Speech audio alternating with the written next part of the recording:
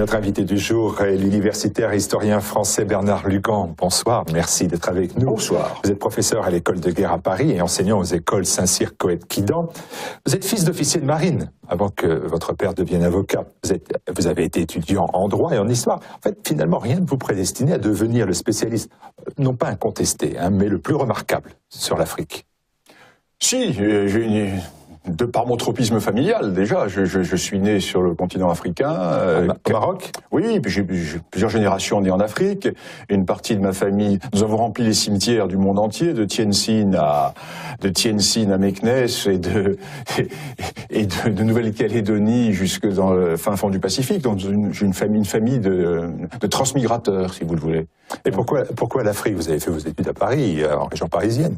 Pourquoi l'Afrique? Tout simplement parce que j'ai travaillé dès le départ sur un thème qui était tout à fait important, qui m'a forcé à aller en Afrique. J'ai commencé à travailler sur le premier conflit mondial en Afrique, et essentiellement en Afrique orientale. Et j'ai voulu faire ma thèse sur cette problématique, et finalement j'ai changé de sujet, et je me suis mis à travailler sur les ethnies africaines. J'ai commencé en 1972-73, vous voyez, donc ça fait 40 ans d'africanisme, ça commence à compter. Et c'est vrai que tout au long de votre carrière importante, et de vos travaux tout aussi importants et reconnus, vous avez quand même toujours dû faire face à une contestation, celle, vous avez un jour dit, d'africanistes tiers-mondistes, par exemple. Alors, je ne m'arrêterai pas aux reproches qui vous ont été faits sur le caractère, par exemple, on vous a reproché votre livre, qui s'intitulait, je crois, Le Safari du Kaiser, d'être un livre romancé, mais comme c'était un roman historique, effectivement, c'était oui, cohérent. Un récit historique, oui. Mais par contre, j'ai retenu une déclaration que je trouve plus intéressante, c'est que vous fit le président sénégalais Abdoulaye Wade, qui vous a reproché de n'accorder aux Africains qu'une place dérisoire dans l'histoire. Ça rappelle un peu le discours de 2007 que vous avez peut-être influencé du président Sarkozy à Dakar, qui lui avait déclaré que l'homme africain n'est pas assez entré dans l'histoire. Non, alors là c'est tout à fait aberrant, parce que l'historien de l'Afrique que je suis, et qui a publié une quarantaine de livres sur l'Afrique, sur le passé de l'Afrique, montre justement que l'Afrique a un immense passé. Toute mon œuvre, si je puis ainsi la qualifier, est fondée précisément sur le passé de l'Afrique, sur l'histoire de l'Afrique. Donc dire que l'Afrique n'a pas d'histoire, c'est une aberration. Et où le président Sarkozy a commis un contresens et une maladresse folle, c'est de dire que l'Afrique n'est pas entrée dans l'histoire. Ah bon? Comme le disait Clémenceau, ou comme le disait le duc de Broglie avant 1914, à ce compte-là, la Chine des Ming n'est pas rentrée dans l'histoire non plus. Le Maroc de ces dynasties n'est pas rentré dans l'histoire. Non, ce que voulait dire le président Sarkozy, en bon universaliste démocrate qu'il est, c'est que pour lui, l'Afrique n'était pas entrée dans l'histoire parce qu'elle n'avait pas encore adopté notre philosophie des droits de l'homme et notre philosophie universaliste de la démocratie. Ceci est une arrogance qui a été très mal perçue en Afrique. Mais vouloir dire que l'Afrique n'a pas d'histoire, c'était une aberration. Vous avez été rassuré quand à Dakar, 7 ans plus tard, le président Hollande a déclaré que lui considérait que l'Afrique est une partie de notre avenir. Là, vous avez été rassuré sur ce discours? Eh bien, oui, l'Afrique est une partie de notre avenir il faudrait y prendre garde, parce que la démographie africaine est telle que si nous ne faisons rien, dans les décennies qui vont venir, nous allons subir une déferlante. Une seconde phase de déferlante, parce que la première déferlante, ce sont les pays d'Afrique du Nord qui vont la subir. Parce que l'Afrique du Nord, à l'exception de l'Égypte, est rentrée dans sa phase de mutation démographique. Un pays comme la Tunisie avait quasiment une démographie qui se rapprochait de la nôtre. Et le problème, c'est que en 2050, les Africains au sud du Sahara vont doubler. Ils vont être pas loin de 2 milliards. Et la pression va se faire, bien sûr, vers l'Afrique du Nord. Donc il va y avoir sur ce monde méditerranéen toute une pression qui va nous obliger à prendre des mesures, alors diverses mesures, à la fois des mesures défensives, mais également des mesures en amont, pour voir comment éviter que cette démographie vienne se déverser. On va en parler de la démographie. Alors vos différentes publications et également vos différentes prises de parole ont rencontré une forme de contestation assez importante qui vous a mené à subir une forme de censure. On se rappelle qu'en 2014, par exemple, vous deviez intervenir à l'Élysée, une contribution qui a finalement été annulé. Là, je crois pouvoir dire, sans me tromper, que vous deviez être reçu notamment par TV5 Monde, peut-être? Oui, et par Michel Field aussi. J'ai été censuré 24 heures avant, oui. Est-ce que, alors finalement, vous avez le sentiment de payer le prix de la vérité, une vérité qui n'est pas bonne à dire, visiblement, ou est-ce qu'au contraire, vous faites un peu de provocation volontaire? Alors, ma réponse va être en deux temps. Dans un premier temps, je vous répondrai comme Cyrano, déplaire est mon vice. J'aime sur mes pas raréfier les saluts. Bon, je vous réciterai pas tout Cyrano, je peux vous réciter des passages entiers. Bon, ça c'est venir. C'est Émission Culture chez Anne Brassier. Absolument. Vous êtes le bienvenu. Si tu savais, mon cher, comme l'on marche mieux sous la pistoletade excitante des yeux, comme sur les pourpoints font d'amusantes tâches, le fiel des envieux et la bave des lâches. Bon. Fin de la parenthèse et revenons, soyons sérieux. Quoique Rostand est très sérieux. Non, le problème c'est que j'ai affaire à un monde universitaire africaniste complètement formaté et qui est l'héritier, qui est, si vous voulez, la butte témoin de la pensée post-marxiste des années 70. Des vieillards par l'âge ou des vieillards par l'esprit qui sont encore dans l'époque de la lutte anti-impérialiste des années 1950-1970. Et pour eux, l'Afrique n'existe que telle qu'ils la projettent. Ce sont des réalités qui sont nées de leurs cerveaux intellectuels. Et tout ce qui est la vérité africaine, tout ce qui est la base africaine, tout ce que est, comme disait le fond, le socle, c'est-à-dire les peuples et les ethnies, ils le refusent. Pourquoi? Ce sont des universalistes. Pour eux, l'homme est interchangeable. Et tout ce qui est définition ethnique est, pour eux, exclusion, séparation, et va dans un sens contraire à ce qui est leur philosophie profonde. C'est pour cela qu'il n'y a plus d'africanisme en France. C'est pour cela que les africanistes français ont disparu. Il y en a eu des grands. Moi, j'ai eu des maîtres qui étaient extraordinaires, mais ils sont tous morts. Et aujourd'hui, ce sont les petits esprits, ce sont, j'allais dire, des lapins de coursive de l'africanisme qui règnent en maître sur les études africaines. En France. Partout ailleurs, en Suisse, en Belgique, en Angleterre, partout ailleurs dans le monde, nous avons encore des africanistes. Pas en France, parce que nous avons des gens qui sont des idéologues avant toute chose. Idéologues parce qu'ils nient la réalité. Une terre, un peuple. Des terres, des peuples. Et pour eux, ceci est une aberration, car ils sont dans la filiation, ils sont les héritiers des philosophes du XVIIIe siècle et des grands penseurs de la Révolution française, l'universalisme. Alors on va revenir sur tous ces points un peu plus tard en évoquant votre deuxième livre qui vient de paraître. Le premier, en revanche, s'intitule Afrique, la guerre en carte. C'est un ouvrage universitaire, presque encyclopédique finalement. C'était mon cours à l'école de guerre et mon cours à Coët-Quidan que j'ai rassemblé pour le donner, pour l'offrir un peu, pour permettre à tous ceux qui travaillent sur l'Afrique d'avoir des éléments tout à fait précis sur les réalités des crises africaines d'aujourd'hui et des crises de demain, parce que j'annonce également les crises de demain. Donc c'est un ouvrage effectivement très sérieux. Avec, il y a plus de 100 cartes, 280 pages. Oui, tout à fait. Finalement, à qui s'adresse ce type d'ouvrage? Parce qu'en plus, je crois que on ne peut pas le trouver en librairie. Non, parce que aucun éditeur ne voulait l'éditer, ça coûtait trop cher. Alors j'ai créé ma propre petite maison d'édition et je l'édite en Irlande parce que les coûts d'édition et puis les Irlandais sont plus courageux que les éditeurs français. L'éditeur français, c'est un vendeur de papier. Vous savez, il y a plus de grands éditeurs en France, à part quelques petits au sens noble, mais en France, l'édition est morte. Donc, ce livre s'adresse à qui? D'abord aux militaires. C'est un livre que j'ai fait pour les militaires et pour tous les hommes de terrain qui vont en Afrique. Les investisseurs, les hommes qui vont en Afrique pour leurs affaires, et qui veulent sortir uniquement des analyses économiques et qui veulent voir ce qu'il y a derrière. Exemple d'erreur totale que l'on fait en France. J'avais l'autre jour un document du MEDEF entre les mains sur la situation actuelle en Afrique. Et il y avait un focus sur le Nigeria, avec un gros paragraphe sur le Nigeria. Alors on nous parlait de tout, le pétrole, etc. Pas un mot. Pas un mot sur la politique, pas un mot sur la religion, pas un mot sur les ethnies, pas un mot sur Boko Haram. Les Français ont une approche totalement idéologique pour ceux qui sont littéraires et politiques, et totalement économique pour ceux qui sont dans les sphères économiques. Ce qui fait qu'il y a le grand écart, et voilà pourquoi la France est en train de se planter lamentablement en Afrique entre les idéologues et ceux qui sont coupés des réalités par une analyse uniquement chiffrée économique. L'homo economicus ne peut pas ne peut pas comprendre l'Afrique. On peut s'interroger aussi sur un point quand même, c'est le choix du titre, La guerre en carte. Est-ce qu'on ne peut pas concevoir l'Afrique autrement qu'à travers tous ces conflits? C'est un peu difficile.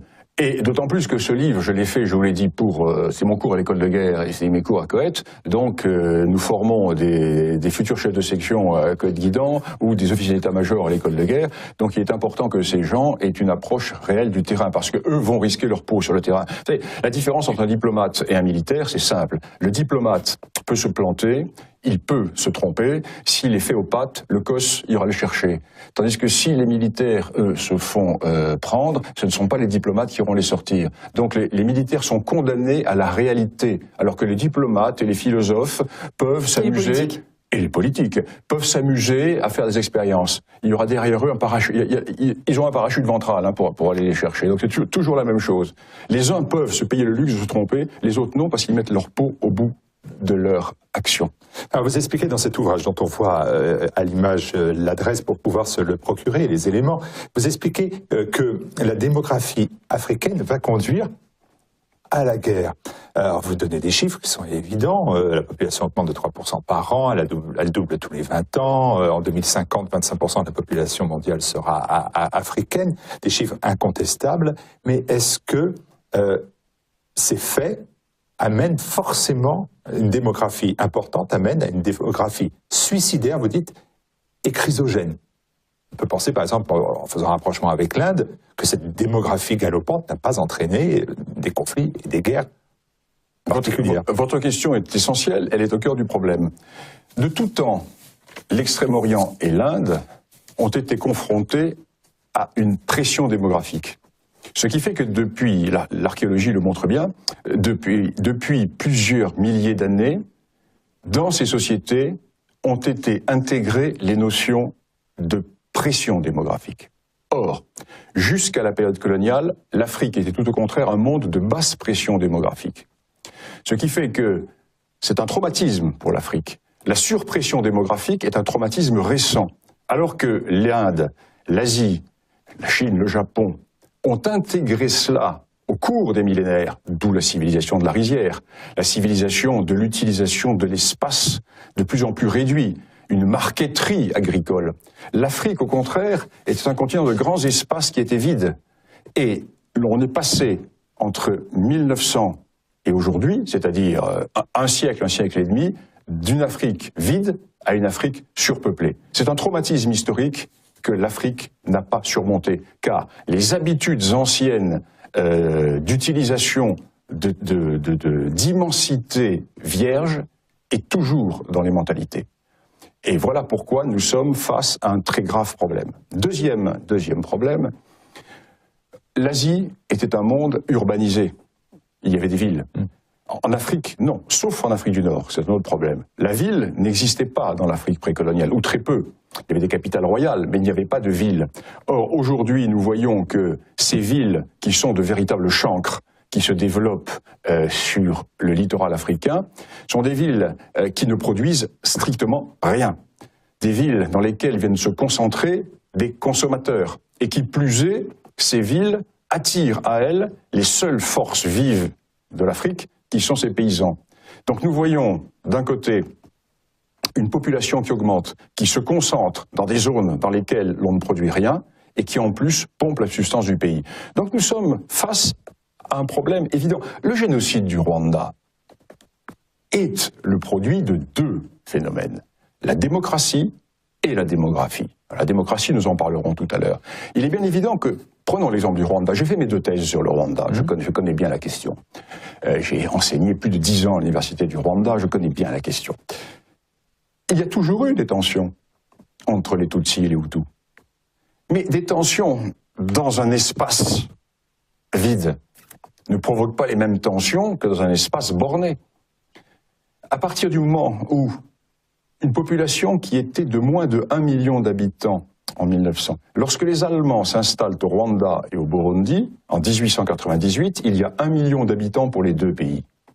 Quand les Belges donnent l'indépendance au Rwanda et à l'Urundi et au Burundi, dans les années 60, il y a 4 millions d'habitants dans chaque pays. Quand j'arrive au Rwanda en 1972, il y a 6 millions d'habitants. Quand je quitte le Rwanda en 83, il y en a 9 millions. Il y a eu le génocide et ils sont plus de 10 millions. Donc, c'est pas possible. Sur un pays qui est grand comme 2 départements français, avec une petite partie cultivable simplement, parce que ce sont des zones de montagne qui ne sont pas cultivables, il est bien évident que soit vous faites de l'élevage de lapins en caisse, n'est-ce pas, hein, et vous forcez les gens à vivre dans des kolkhozes, ou alors, peut-être avec le temps, va se développer une économie type économie chinoise, économie de la rizière, etc. Mais dans l'immédiat, nous avons bien entendu des problèmes. Et ce génocide va être possible. Pourquoi? Parce que cette surpression démographique, la cocotte minute va exploser. Alors, rajoutez à cela la démocratie qui crée tous les facteurs de division, et vous avez le génocide du Rwanda. Alors, est-ce que quand même, il n'y a pas un paradoxe à voir qu'un des seuls pays d'Afrique dont on dit qu'il s'en sort un peu économiquement, qui est le Nigeria, et c'est là où la surpopulation est la plus forte. Mais c'est une plaisanterie. Dire que le Nigeria s'en sort... C'est bien ce que vous deviez lire dans le document du MEDEF, non? Mais c'est une plaisanterie. Le Nigeria est un État catastrophe. Le Nigeria est l'archétype même de l'échec africain. Le Nigeria connaît des problèmes qui sont des problèmes économiques, politiques, religieux, géographiques, des problèmes sécuritaires, des problèmes de corruption, des problèmes qui sont absolument immenses. Le pétrole. Oui, mais le pétrole n'a jamais développé l'Afrique.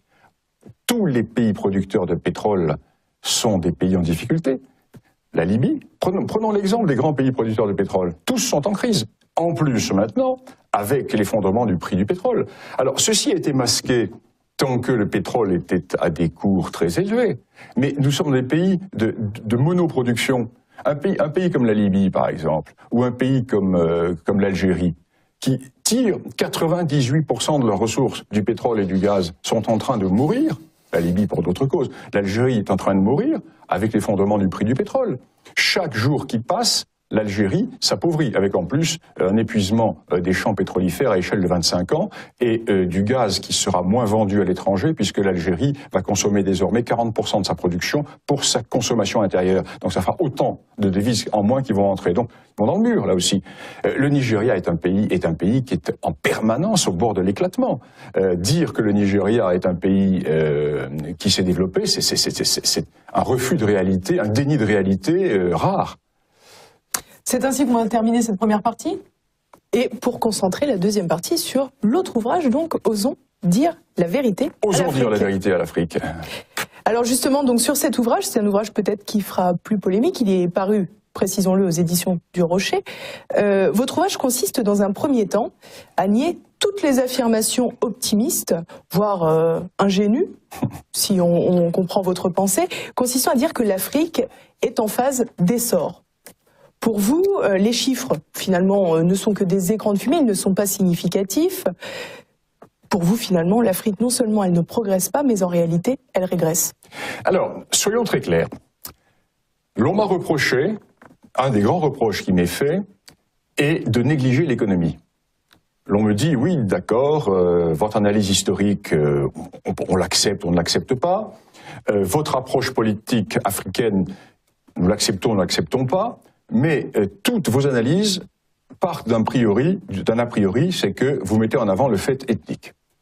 Là, j'ai dit, écoutez, je vais renverser complètement le paradigme. Moi, je vais partir de l'économie. Je peux parler d'économie également. Et c'est un livre économique.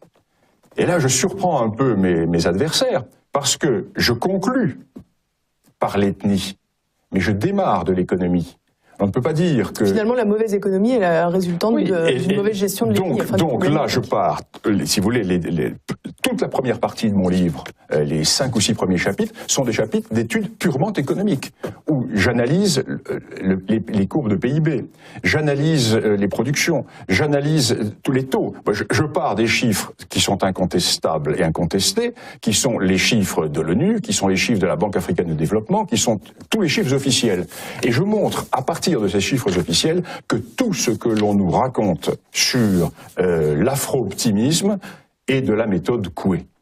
Et je reviens ensuite aux origines, et je dis, ben voilà, de toute façon, l'on ne peut pas avancer pour une raison très simple, qui est que l'on part sur de mauvaises idées.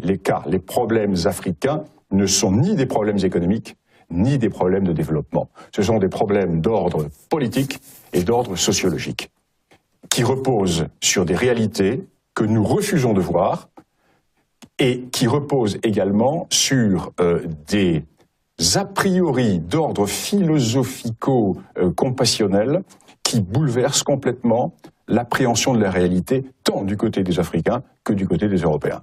Alors pour vous, par exemple, vous dites que la pauvreté ne recule pas. Elle augmente. Et qu'en plus, il n'y a pas de classe moyenne. On parle souvent d'une classe moyenne qui est en train de se développer en Afrique. Vous dites qu'elle n'existe pas ou qu'elle représente quasiment rien. Écoutez, l'histoire de la classe moyenne africaine, c'est un marronnier. Ça a été le marronnier de cette année. Je vais vous résumer sur quoi repose cela. Cela repose sur un rapport de la Banque africaine de développement qui nous dit qu'il y a en Afrique maintenant environ 250 millions d'Africains appartenant à la classe moyenne. Parfait. Tous les journalistes embrayent là-dessus.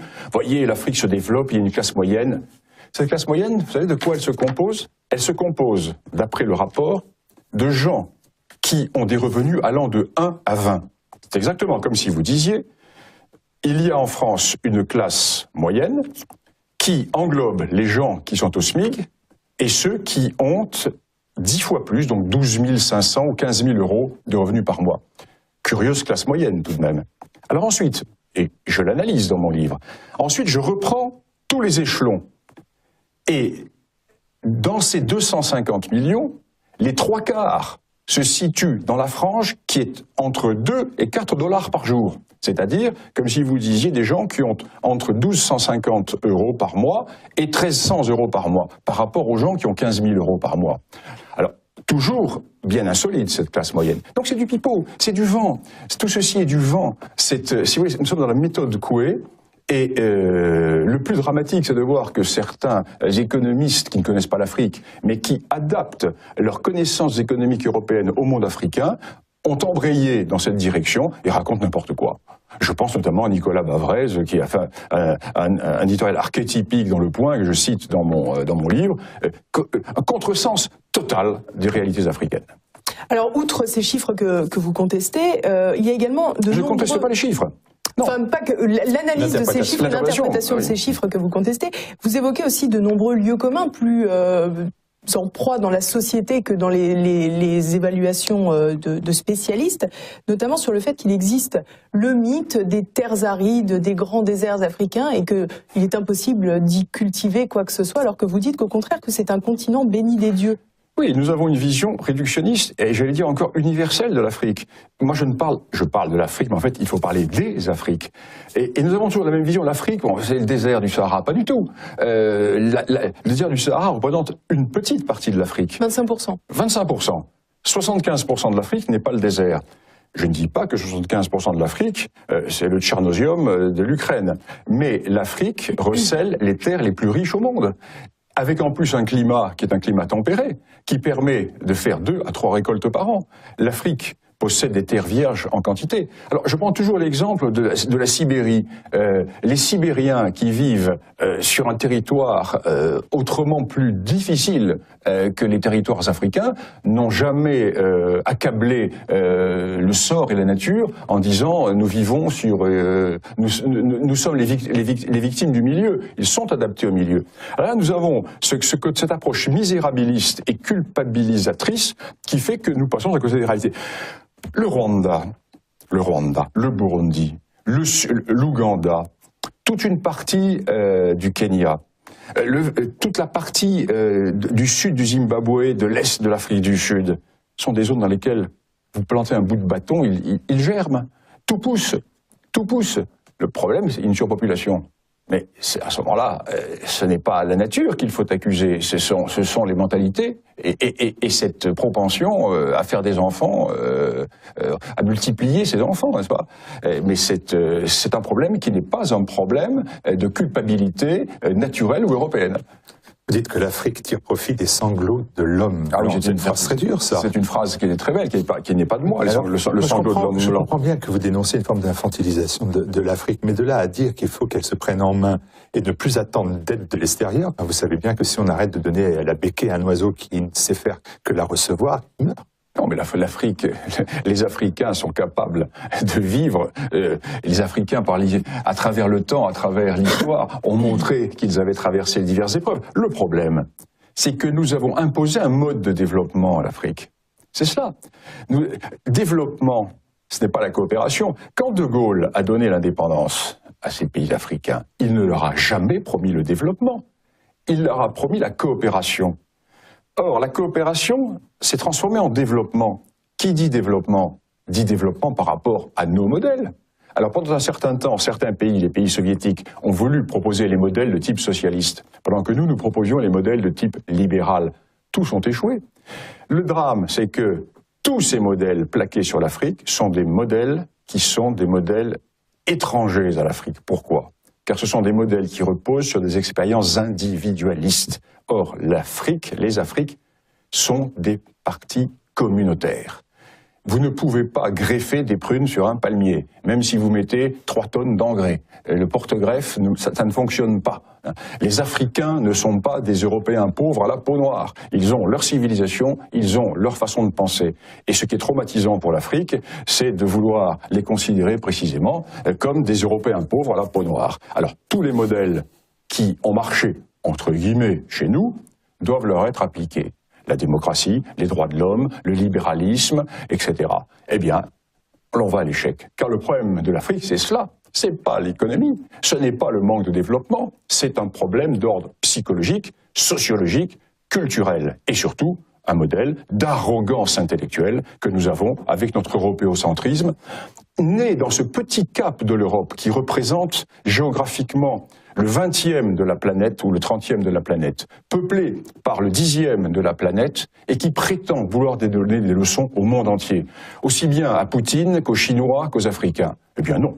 Alors, est-ce qu'il n'y a pas une contradiction quand même dans votre ouvrage quand vous dites d'un côté qu'il faut éviter que d'aider de l'extérieur l'Afrique, il faut qu'elle se prenne en main, mais de dire dans un second temps que c'était pendant les colonies, c'est-à-dire au moment où ce petit monde que vous dénoncez était impliqué dans la vie de l'Afrique, que l'Afrique vivait le mieux? Alors très simple, ma réponse est très simple. Moi je suis un Lyotéen. Moi je ne suis pas un colonialiste à la Jules Ferry, n'est-ce pas? Moi je suis un ethno-différentialiste et je considère que les Africains sont autres, comme Lyoté. Le maréchal Lyoté disait, les Africains, il répondait en cela, il répondait à Léon Blum, il répondait à Jules Ferry, qui parlait des races supérieures. Et le maréchal Lyoté dit non, ils ne sont pas inférieurs, ils sont autres.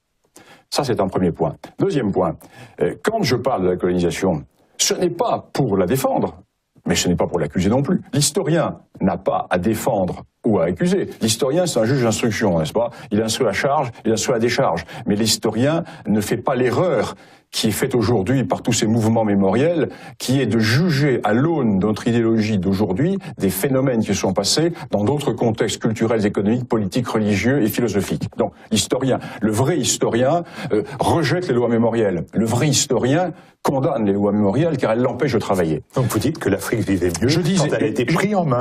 Non, je dis que l'Afrique vivait mieux à l'époque coloniale. C'est tout à fait évident. Au point de vue santé, il y avait partout des hôpitaux. Au point de vue circulation, il y avait partout des routes. Au point de vue sécurité, à tout point de vue. Aujourd'hui, eh bien, nous voyons que la situation des Africains est une situation qui a reculé au point de vue vie de tous les jours par rapport à ce qu'elle était à l'époque coloniale. Mais ceci n'est pas un jugement de valeur, ceci est une simple constatation. Pensez donc, la RDC, l'ancien Congo belge, le Zaïre, l'ancien Zaïre, devra peut-être attendre encore 25 ans, écoutez bien ce que je vous dis, pour retrouver le niveau de vie de ces populations qui était celui de 1960, au moment où les Belges sont partis. C'est clair. Alors vous évoquez également... Alors, attention, ceci ne veut pas dire qu'il n'y a pas des Africains qui s'enrichissent. Et c'est là où est le gros problème. Le gros problème est qu'il y a une coupure. Alors nous voyons maintenant des Africains qui font partie des plus riches fortunes au monde. Oui, il y a en Afrique un retour à l'économie de traite, comme au XVIIIe siècle, l'économie de comptoir. C'est-à-dire que les pays s'effondrent complètement, mais il y a des petites zones qui sont hyper développées parce qu'elles sont en liaison avec le marché international. Une économie de prédation qui est faite par les sociétés internationales, pétrole, mines, etc., mais qui n'ont aucun lien avec le pays. Alors vous avez, comme à l'époque de la traite esclavagiste, vous aviez des noyaux sur le littoral avec des chefs qui tiraient fortune de la vente de leurs compatriotes, de leurs coreligionnaires ou de leurs voisins aux Européens, aux négriers européens. Ben là, aujourd'hui, vous avez enquisté des nomenclaturas qui sont les intermédiaires entre les grandes sociétés européennes ou américaines ou asiatiques et les richesses naturelles. Alors, nous avons effectivement des noyaux de richesses qui se développent, mais le continent en lui-même s'enfonce. Alors revenons sur le terme que vous utilisez fréquemment dans l'ouvrage, le terme de diktat démocratique, qui est un peu une forme d'oxymore et qui laisse à penser que pour vous, la démocratie, c'est pas du tout le modèle idéal pour l'Afrique. C'est un modèle qui n'est pas transposable en Afrique.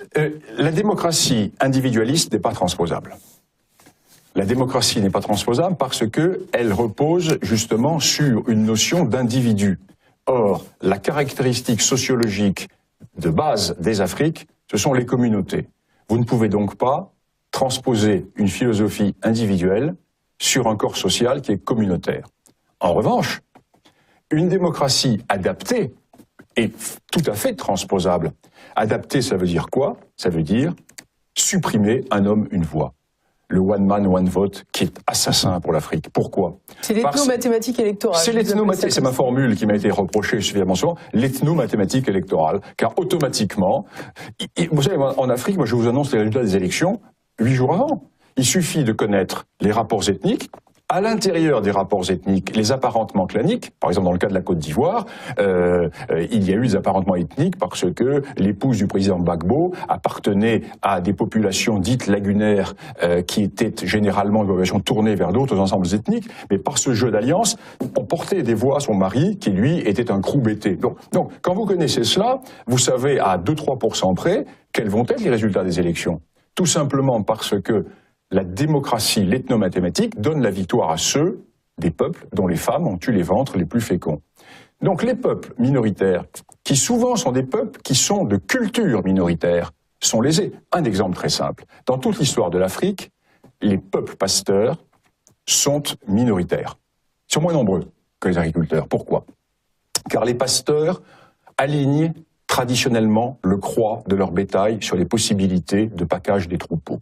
Ils savent que s'il y a trop de bovins ou trop de chameaux sur un pâturage, le troupeau va mourir. Et comme ils tirent toute leur substance du troupeau, ils vont mourir aussi. Donc ils alignent leur croix de bétail sur le pâturage. Et ils vont aligner leur croix humain sur le bétail. Donc les sociétés pastorales sont des sociétés qui pratiquaient le contrôle des naissances. Chez l'agriculteur, enraciné dans un terroir. Au contraire, plus il y a de bras, plus on peut défricher. Et la nature, à l'époque, est infinie. Plus il y a de bras, plus on défriche, plus on est riche, plus on a de greniers, et plus on a de défenseurs contre les pasteurs qui vont précisément venir rasier les villages. Donc deux cultures totalement différentes. D'un côté, la culture du nombre, de l'autre côté, la culture du petit nombre. Ceux qui sont moins nombreux vont compenser leur petit nombre par des vertus qui vont leur permettre de s'imposer aux plus nombreux. La guerre, le calcul, la duplicité, la diplomatie, la richesse, tout ce que vous voulez. Arrive l'indépendance, la démocratie, le diktat démocratique. Du jour au lendemain, ceux qui, depuis des milliers d'années, sont dans des civilisations culturellement de la minorité, se trouvent être forcément balayés par ceux qui sont dans des cultures de la majorité et de la procréation à l'infini. Car la démocratie, c'est quoi, sinon une mathématique? Ce qui fait que vous avez la cause, là, de toutes les guerres africaines. Et quand vous avez compris cela, eh bien, vous avez compris une grande partie de l'Afrique. Est-ce que vous avez l'impression que c'est une forme de contamination du modèle égalitariste, finalement, de l'Europe? Mais si vous voulez, notre universalisme était total. Il était à la fois politique et religieux, parce que c'était la même chose. Le problème de l'évangélisation, il y a deux universalismes. L'Afrique était un monde de religion traditionnelle et qui a été conquis religieusement par deux religions universalistes. Au nord, l'islam, au sud, le christianisme. Donc, tout ce qui est arrivé de l'extérieur en Afrique est universel. les notions politiques, etc. Alors que le continent africain est un continent basé sur des communautés. Là est le grand hiatus. Ça, c'est le grand problème. Alors, pour l'ethnologue que je suis, c'est tout à fait passionnant. Mais ce qui est désolant, c'est de voir que l'on refuse, en France surtout, l'on refuse de voir cette réalité. Et dire ce que je viens de vous dire entraîne des jugements de valeur, alors que ce sont simplement des constats que je fais, des constats scientifiques, la méthode expérimentale, la méthode scientifique expérimentale traditionnelle. Moi, je ne mets pas d'idéologie. Au-delà du constat, vous pouvez peut-être quand même indiquer à nos téléspectateurs quel est le mode de fonctionnement qui est le meilleur finalement pour l'Afrique. Est-ce que c'est vraiment une forme de hiérarchie sociale et éventuellement d'ailleurs basée sur l'ethnicité?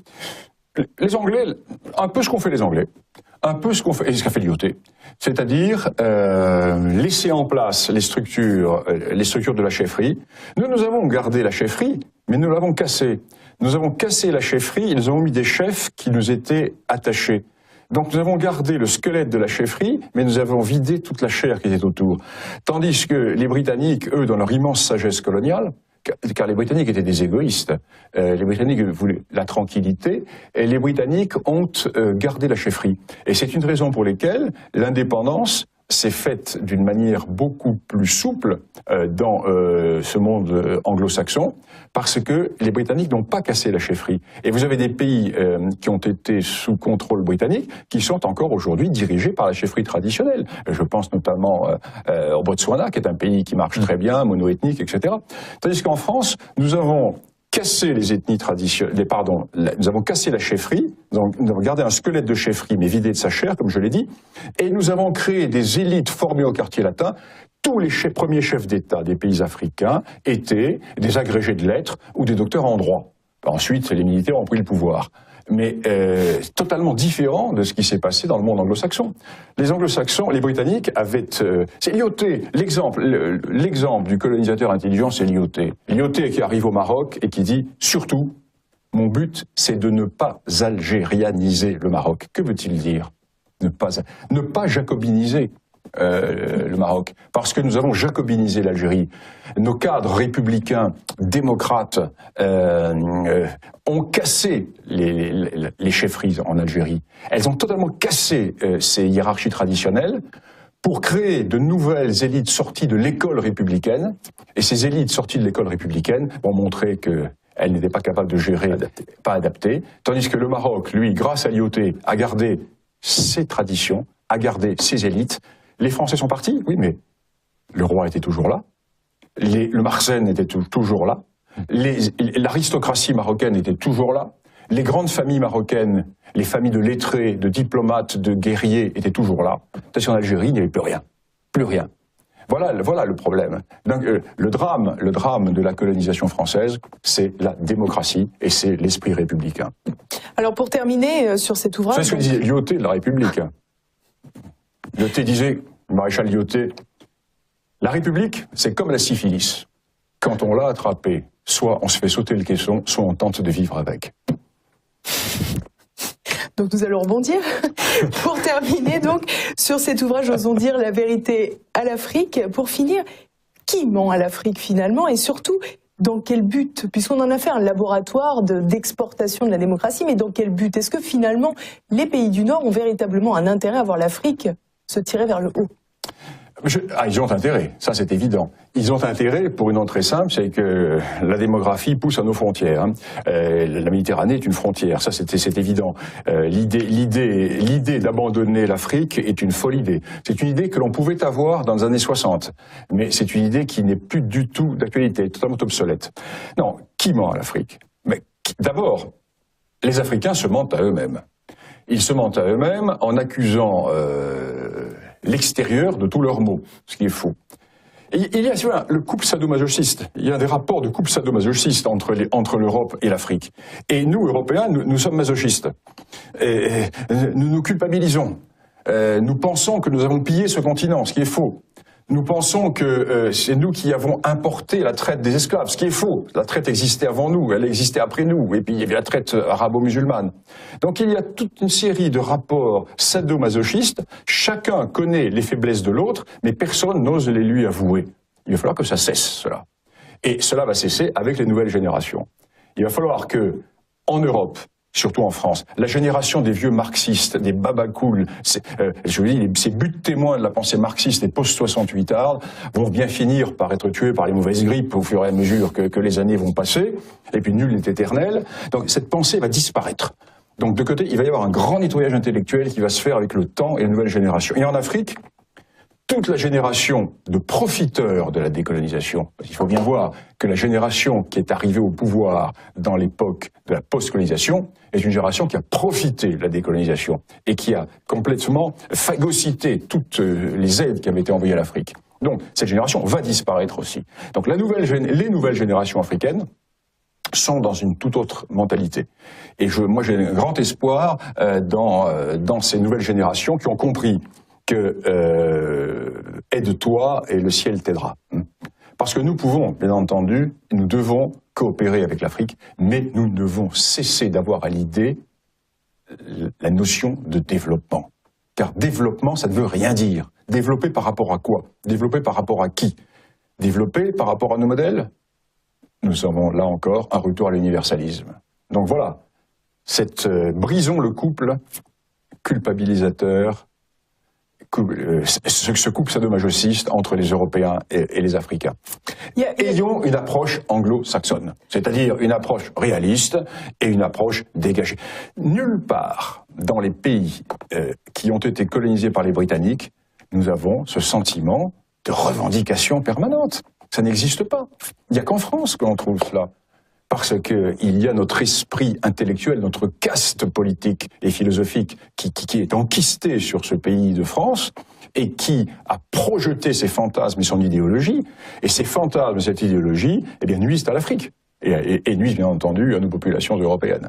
Il y a quand même, à mon avis, une différence à faire. Peut-être quand vous dites que les Africains se mentent à eux-mêmes, quels Africains? Puisque finalement, quand on dit, par exemple, si on prend le cas précis du Rwanda, Paul Kagame se fait régulièrement un grand plaisir de rappeler la culpabilité de la France dans le génocide rwandais. La prétendue culpabilité de la France dans le génocide rwandais, c'est quelque chose qu'il diffuse au travers de sa population. Néanmoins, lui-même est bien placé pour savoir que la France n'a pas de culpabilité telle qu'il le dit. Par conséquent, il faut peut-être faire une différence entre le peuple rwandais ou le peuple africain et les dirigeants qui finalement ne sont pas dupes. C'est évident. Mais dans l'affaire du Rwanda, il peut culpabiliser parce que vous avez les porteurs de valises dans la presse française qui donnent écho à ces mensonges. Vous avez régulièrement des journaux comme Libération qui font des gros titres en sortant des dossiers que nous avons étudiés depuis 20 ans au tribunal pénal international et nous savons que ces dossiers sont des faux avérés, qui ont même été rejetés au tribunal étant des faux, et ces journaux ressortent périodiquement ce genre de dossiers culpabilisant encore la France. Donc il y a ce rapport sadomasochiste. Vous avez nos élites françaises sont en grande partie maso. Elles sont maso. Et quand vous avez en face des gens qui ont compris cela, ils utilisent ce sentiment de culpabilité pour leurs intérêts, car eux sont des vrais politiques pour leurs intérêts. C'est tout. Et ceci est un héritage à la fois de la pensée révolutionnaire française depuis 2 siècles, et puis de la pensée post-mai 68. Nous payons aujourd'hui les conséquences de cette pensée mai 68. Alors, la génération, ma génération, qui est la génération de mai 68, moi j'étais quand même de l'autre côté de la barricade en mai 68, mais la génération ultra-majoritaire de mai 68 arrive à la fin, mais a tellement bien éduqué ses enfants que nous avons la génération qui vient après nous et la génération des enfants de mai 68. Donc il n'y a rien à attendre. La génération qui va réagir, c'est la génération de mes enfants, qui ont 15, 16, 17 ans, qui, eux, en ont assez de porter le sanglot de l'homme blanc, et qui en ont assez de porter le fardeau de la culpabilité, et surtout de devoir payer les dettes qui ont été souscrites, dettes mentales, par leurs parents, leurs grands-parents, au nom de leurs idéologies anticolonialistes, démocratiques, révolutionnaires, maoïstes et tout ce que vous voulez. C'est des gens qui ont changé d'étiquette, mais toujours dans la même frange révolutionnaire. Ça va changer. C'est pour ça que je suis optimiste. Je suis optimiste pour l'Afrique aussi, parce que maintenant, les nouvelles générations d'élites africaines rigolent quand elles voient arriver les éléphants blancs et quand elles voient arriver les délégations européennes qui viennent leur apprendre comment il faut évoluer, comment il faut se comporter. La chance, c'est l'éclatement en plusieurs blocs. La fin des blocs et le retour à ce polycentrisme, le retour de la Russie, le retour des grands peuples, la Chine, l'Iran, les grands peuples qui reviennent et qui font que nous allons avoir la fin de cette dictature morale, intellectuelle, philosophique et de type religieux qui, depuis 50 ans, nous enfonce, et les Africains et nous, dans le néant. Merci beaucoup Bernard Lugan, merci. Et bien évidemment, l'ensemble des éléments de cet ouvrage apparaissent sur l'écran. Merci. Merci.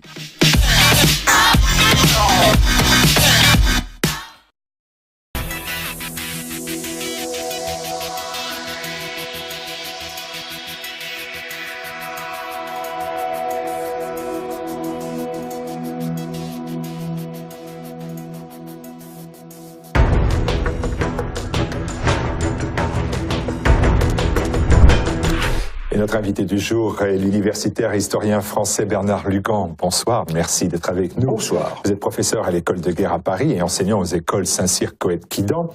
Vous êtes fils d'officier de marine avant que votre père devienne avocat.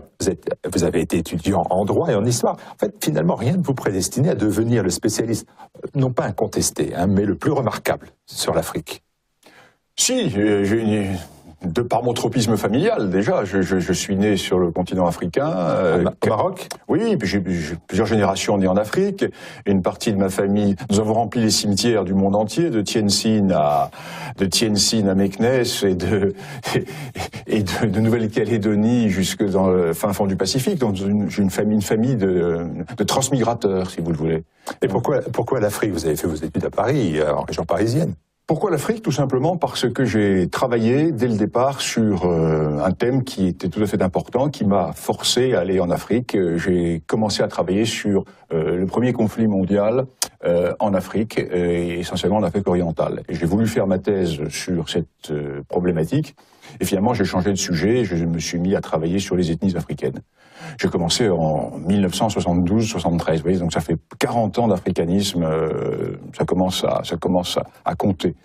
Et c'est vrai que tout au long de votre carrière importante, et de vos travaux tout aussi importants et reconnus, vous avez quand même toujours dû faire face à une contestation, celle, vous avez un jour dit, d'africanistes tiers-mondistes, par exemple.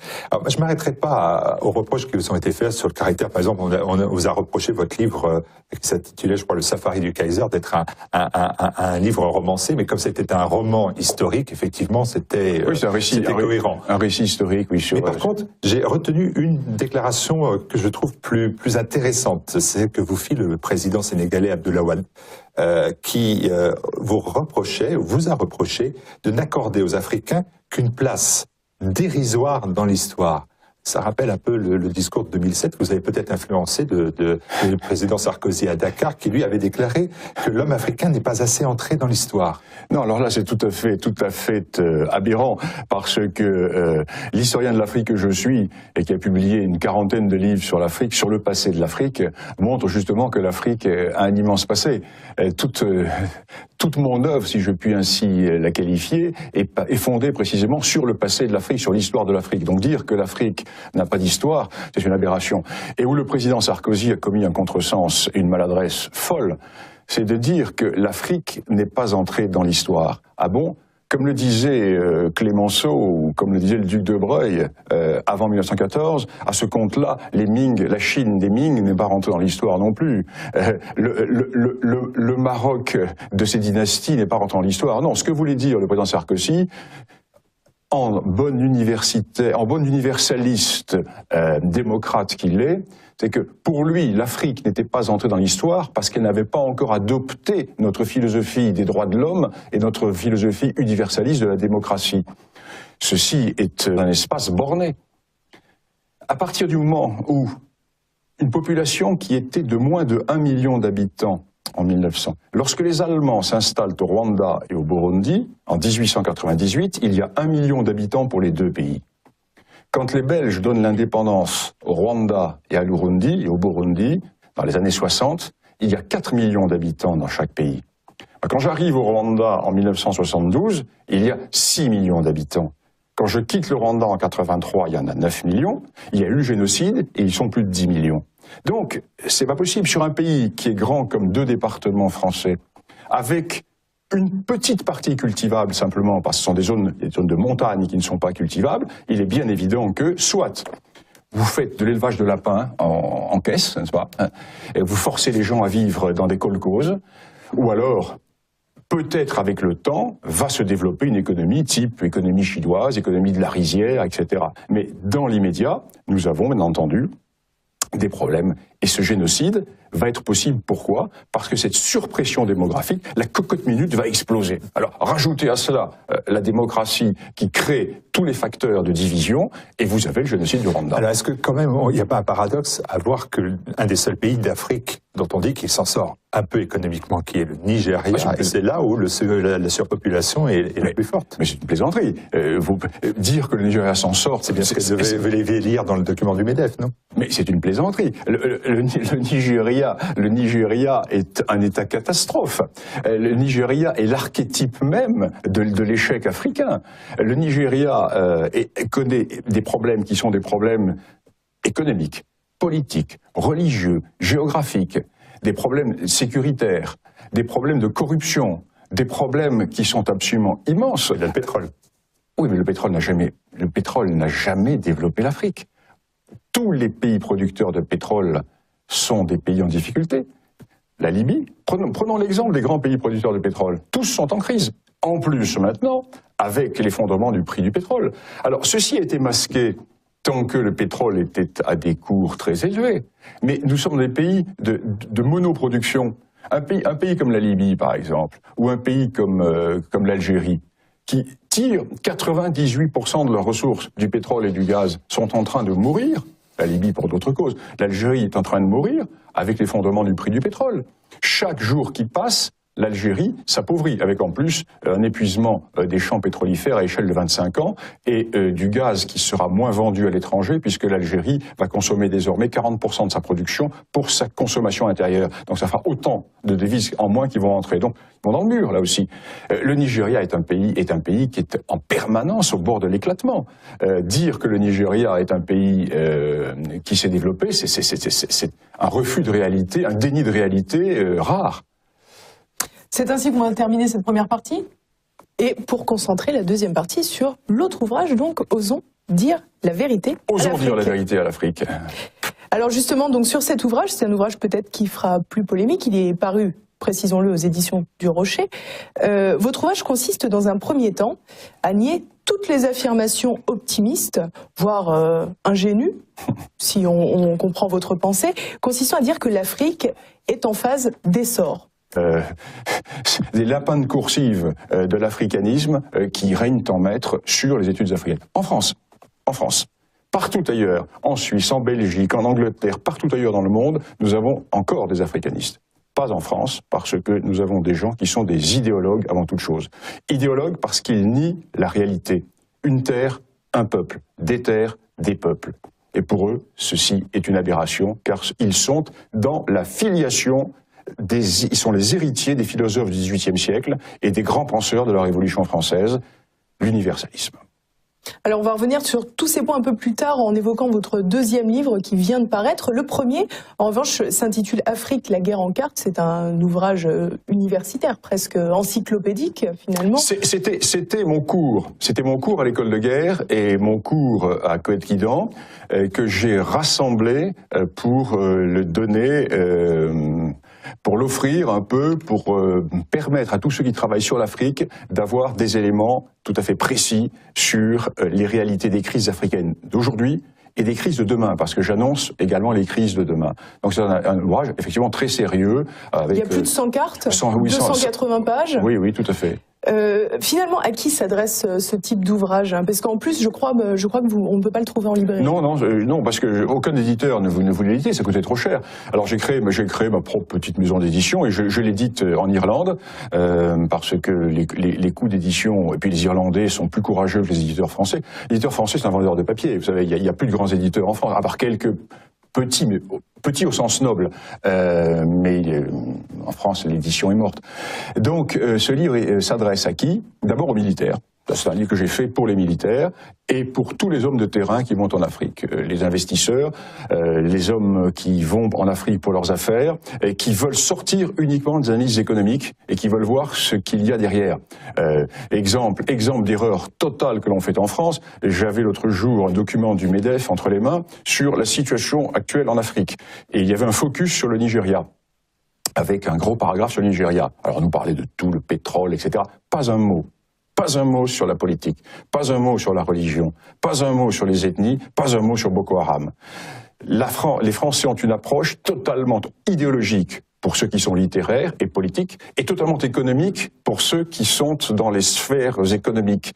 Ce qui fait qu'il y a le grand écart, et voilà pourquoi la France est en train de se planter lamentablement en Afrique entre les idéologues et ceux qui sont coupés des réalités par une analyse uniquement chiffrée économique. L'homo economicus ne peut pas comprendre l'Afrique.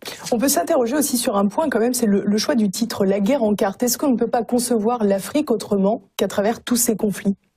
C'est un peu difficile. Et d'autant plus que ce livre, je l'ai fait, je vous l'ai dit, c'est mon cours à l'école de guerre et c'est mes cours à Coët. Donc nous formons des futurs chefs de section à Coët-Guidan ou des officiers d'état-major à l'école de guerre. Donc il est important que ces gens aient une approche réelle du terrain parce que eux vont risquer leur peau sur le terrain. Vous savez, la différence entre un diplomate et un militaire, c'est simple. Le diplomate peut se planter, il peut se tromper, s'il est fait aux pattes, le COS ira le chercher. Tandis que si les militaires, eux, se font prendre, ce ne sont pas les diplomates qui iront les sortir. Donc les militaires sont condamnés à la réalité, alors que les diplomates et les philosophes peuvent s'amuser, et les politiques peuvent s'amuser. Une arrogance qui a été très mal perçue en Afrique. Mais vouloir dire que l'Afrique n'a pas d'histoire, c'est une aberration. Vous avez été rassuré quand à Dakar, 7 ans plus tard, le président Hollande a déclaré que lui considérait que l'Afrique est une partie de notre avenir. Là, vous avez été rassuré sur ce discours? Eh bien, oui, l'Afrique est une partie de notre avenir il faudrait y prendre garde, parce que la démographie africaine est telle que si nous ne faisons rien, dans les décennies qui vont venir, nous allons subir une déferlante. Une seconde phase de déferlante, parce que la première déferlante, ce sont les pays d'Afrique du Nord qui vont la subir. Parce que l'Afrique du Nord, à l'exception de l'Égypte, est rentrée dans sa phase de mutation démographique. Un pays comme la Tunisie avait quasiment une démographie qui se rapprochait de la nôtre. Et le problème, c'est que en 2050, les Africains au sud du Sahara vont doubler. Ils vont être pas loin de 2 milliards. Et la pression va se faire, bien sûr, vers l'Afrique du Nord. Donc il va y avoir sur ce monde méditerranéen toute une pression qui va nous obliger à prendre des mesures, alors diverses mesures, à la fois des mesures défensives, mais également des mesures en amont, pour voir comment éviter que cette démographie vienne se déverser. On va en parler de la démographie.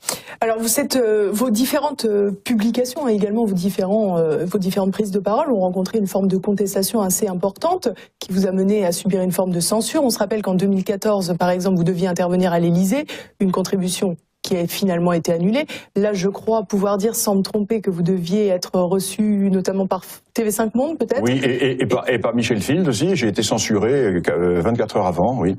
Est-ce que, alors finalement, vous avez le sentiment de payer le prix de la vérité, une vérité qui n'est pas bonne à dire, visiblement, ou est-ce qu'au contraire, vous faites un peu de provocation volontaire? Alors, ma réponse va être en 2 temps. Dans un premier temps, je vous répondrai comme Cyrano, déplaire est mon vice. J'aime sur mes pas raréfier les saluts. Bon, je vous réciterai pas tout Cyrano, je peux vous en réciter des passages entiers. Bon, ça va revenir. On a des émissions culture chez Anne Brassier. Absolument. Vous êtes le bienvenu. Si tu savais, mon cher, comme l'on marche mieux sous la pistoletade excitante des yeux, comme sur les pourpoints font d'amusantes tâches, le fiel des envieux et la bave des lâches. Bon. Fin de la parenthèse et revenons, soyons sérieux. Quoique Rostand est très sérieux. Non, le problème c'est que j'ai affaire à un monde universitaire africaniste complètement formaté et qui est l'héritier, qui est, si vous voulez, la butte témoin de la pensée post-marxiste des années 70. Des vieillards par l'âge ou des vieillards par l'esprit qui sont encore dans l'époque de la lutte anti-impérialiste des années 1950-1970. Et pour eux, l'Afrique n'existe que telle qu'ils la projettent. Ce sont des réalités qui sont nées de leurs cerveaux intellectuels. Et tout ce qui est la vérité africaine, tout ce qui est la base africaine, tout ce que est, comme disait le fond, le socle, c'est-à-dire les peuples et les ethnies, ils le refusent. Pourquoi? Ce sont des universalistes. Pour eux, l'homme est interchangeable, et tout ce qui est définition ethnique est, pour eux, exclusion, séparation, et va dans un sens contraire à ce qui est leur philosophie profonde. C'est pour cela qu'il n'y a plus d'africanisme en France. C'est pour cela que les africanistes français ont disparu. Il y en a eu des grands. Moi, j'ai eu des maîtres qui étaient extraordinaires, mais ils sont tous morts. Et aujourd'hui, ce sont les petits esprits, se sont, j'allais dire, amusés à faire des expériences. Il y aura derrière eux un parachute. Ils ont un parachute ventral hein, pour aller les chercher. Donc c'est toujours la même chose. Les uns peuvent se payer le luxe de se tromper, les autres non, parce qu'ils mettent leur peau au bout de leur action. Alors vous expliquez dans cet ouvrage dont on voit à l'image l'adresse pour pouvoir se le procurer, les éléments, vous expliquez que la démographie africaine va conduire à la guerre. Alors vous donnez des chiffres qui sont évidents, la population augmente de 3% par an, elle double tous les 20 ans, en 2050, 25% de la population mondiale sera africaine, des chiffres incontestables, mais est-ce que ces faits amène forcément une démographie importante, amène à une démographie suicidaire, vous dites, et chrysogène. On peut penser, par exemple, en faisant un rapprochement avec l'Inde, que cette démographie galopante n'a pas entraîné des conflits et des guerres particulières. Votre question est essentielle, elle est au cœur du problème. De tout temps, l'Extrême-Orient et l'Inde ont été confrontés à une pression démographique. Ce qui fait que depuis, l'archéologie le montre bien, depuis plusieurs milliers d'années, dans ces sociétés ont été intégrées les notions de pression démographique. Or, jusqu'à la période coloniale, l'Afrique était tout au contraire un monde de basse pression démographique. Ce qui fait que c'est un traumatisme pour l'Afrique. La surpression démographique est un traumatisme récent, alors que l'Inde, l'Asie, la Chine, le Japon, ont intégré cela au cours des millénaires, d'où la civilisation de la rizière, la civilisation de l'utilisation de l'espace de plus en plus réduit, une marqueterie agricole. L'Afrique, au contraire, était un continent de grands espaces qui étaient vides. Et l'on est passé entre 1900 et aujourd'hui, c'est-à-dire un siècle et demi, d'une Afrique vide à une Afrique surpeuplée. C'est un traumatisme historique que l'Afrique n'a pas surmonté, car les habitudes anciennes d'utilisation d'immensité vierge est toujours dans les mentalités. Et voilà pourquoi nous sommes face à un très grave problème. Deuxième problème, l'Asie était un monde urbanisé. Il y avait des villes. En Afrique, non, sauf en Afrique du Nord, c'est un autre problème. La ville n'existait pas dans l'Afrique précoloniale, ou très peu. Il y avait des capitales royales, mais il n'y avait pas de villes. Or, aujourd'hui, nous voyons que ces villes, qui sont de véritables chancres, qui se développent sur le littoral africain, sont des villes qui ne produisent strictement rien. Des villes dans lesquelles viennent se concentrer des consommateurs. Et qui plus est, ces villes attirent à elles les seules forces vives de l'Afrique, qui sont ces paysans. Donc nous voyons d'un côté une population qui augmente, qui se concentre dans des zones dans lesquelles l'on ne produit rien et qui en plus pompe la substance du pays. Donc nous sommes face à un problème évident. Le génocide du Rwanda est le produit de deux phénomènes, la démocratie et la démographie. La démocratie, nous en parlerons tout à l'heure. Il est bien évident que, prenons l'exemple du Rwanda, j'ai fait mes 2 thèses sur le Rwanda, je connais bien la question. J'ai enseigné plus de 10 ans à l'université du Rwanda, je connais bien la question. Il y a toujours eu des tensions entre les Tutsis et les Hutus. Mais des tensions dans un espace vide ne provoquent pas les mêmes tensions que dans